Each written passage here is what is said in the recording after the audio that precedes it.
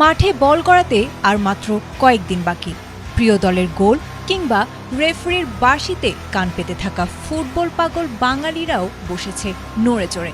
কিন্তু ফুটবলের সেই চেনা উন্মাদনায় এবার বাধা হয়ে দাঁড়িয়েছে এক অদৃশ্য দেয়াল।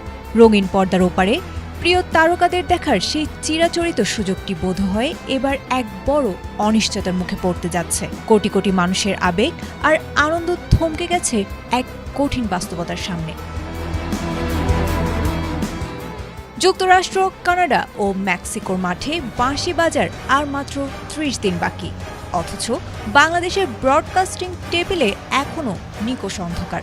ওয়ার্ল্ড কাপ ব্ল্যাকআউটের শঙ্কা এখন বাস্তবতার খুব কাছাকাছি, কারণ আকাশচুম্বী সত্যমূল্য আর ডলার সংকটে থমকে গেছে সম্প্রচার সত্ত্ব কেনার সকল প্রক্রিয়া।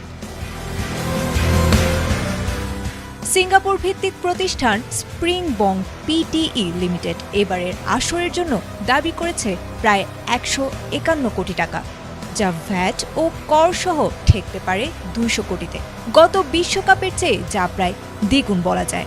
সরকারি সংস্থা বিটিভি এবার সরাসরি জানিয়ে দিয়েছে গতবারের বিপুল লোকসান আর বর্তমান আর্থিক পরিস্থিতিতে এই বিশাল বিনিয়োগ তাদের পক্ষে অসম্ভব। তথ্য ও সম্প্রচার মন্ত্রণালয়ের স্পষ্ট ইঙ্গিত, বিলাসী খরচে কোনো সায় নেই সরকারের। বেসরকারি চ্যানেলগুলোর অবস্থা আরও শোচনীয়। তাদের মতে ১০৪টি ম্যাচের মধ্যে ৫২টিই হবে বাংলাদেশ সময় ভোর ৪টার পর। প্রতিকূল সময়সূচির কারণে বিজ্ঞাপন বাজার থেকে লগ্নিকৃত অর্থ তুলে আনা প্রায় অসম্ভব। ফিফার চাহিদা আর স্থানীয় বাজারের বাস্তবতায় তৈরি হওয়া এই বড় পার্থক্যই মূলত বাধা হয়ে দাঁড়িয়েছে। বিগত আসরগুলোতে শেষ মুহূর্তে জট খুললেও এবার সময় হাতে একেবারেই কম। অবকাঠামো প্রস্তুত করা আর স্পন্সর সংগ্রহের জন্য প্রয়োজনীয় সময়টুকু দ্রুত ফুরিয়ে এসেছে।